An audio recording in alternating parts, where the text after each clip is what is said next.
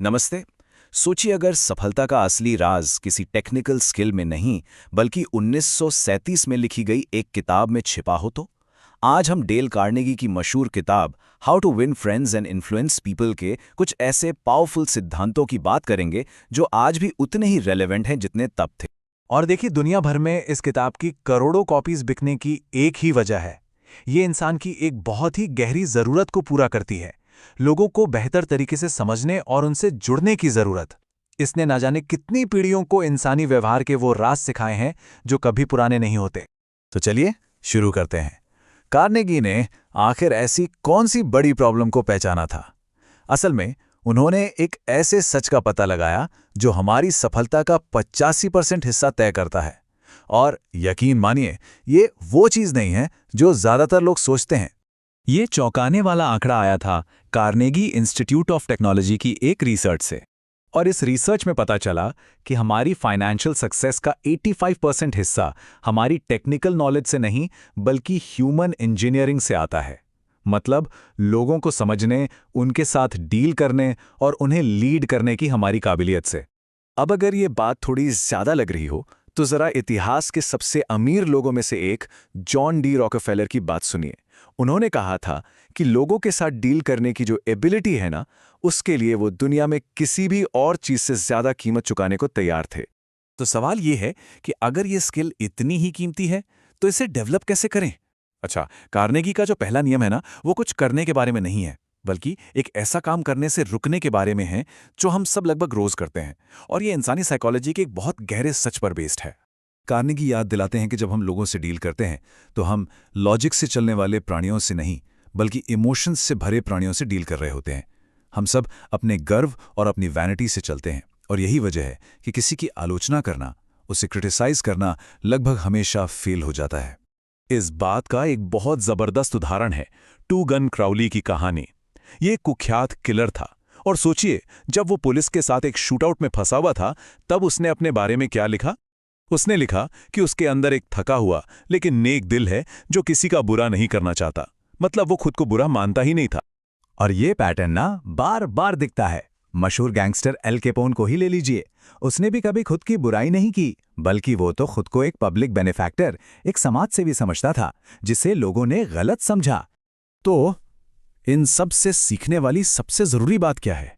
वो ये कि आलोचना करना सिर्फ बेकार नहीं है बल्कि खतरनाक भी हो सकता है, क्योंकि ये लोगों को तुरंत डिफेंसिव मोड में डाल देता है और वो अपने गलत कामों को भी सही ठहराने लगते हैं।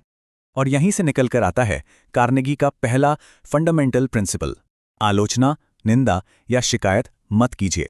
ठीक है, तो अगर हमें क्रिटिसाइज नहीं करना है तो फिर करना क्या है? कार्नेगी का दूसरा सिद्धांत हमें सिर्फ नेगेटिव चीजों से बचने के लिए नहीं कहता, बल्कि पॉजिटिव तरीके से लोगों को इंस्पायर करने का रास्ता दिखाता है। कार्नेगी कहते हैं कि हर इंसान के अंदर एक बहुत बहुत गहरी इच्छा होती है, एक डीप डिजायर। और अगर हम उस इच्छा को पहचान कर उसे पूरा कर दें तो किसी को भी इन्फ्लुएंस किया जा सकता है। तो क्या है वो इच्छा? यह है सराहना पाने की, अप्रिशिएटेड फील करने की क्रेविंग। ये एक ऐसी भूख है जो कभी मिटती नहीं है। महान साइकोलॉजिस्ट विलियम जेम्स ने इसे सिर्फ विश या डिजायर नहीं कहा, उन्होंने इसे एक क्रेविंग कहा। और यही जो महत्वपूर्ण महसूस करने की चाहत है ना, यही चीज हमें जानवरों से अलग बनाती है। लेकिन यहां एक बहुत जरूरी फर्क समझना होगा। सच्ची तारीफ और झूठी चापलूसी में जमीन आसमान का अंतर है। सच्ची प्रशंसा यानी अप्रिसिएशन वो दिल से निकलती है, वो अनसेल्फिश होती है। वहीं चापलूसी मतलब फ्लैटरी वो सिर्फ जुबान से होती है और सेल्फिश होती है। और बस यहीं से आता है कार्नेगी का दूसरा सिद्धांत: लोगों में ईमानदारी से अच्छाई ढूंढिए और फिर उसकी सच्चे दिल से तारीफ कीजिए। ओके, तो अब तक हमने सीखा कि क्रिटिसिज्म से बचना है और सच्ची तारीफ करनी है। पर अगर किसी से कोई काम करवाना हो तो उन्हें मोटिवेट कैसे करें?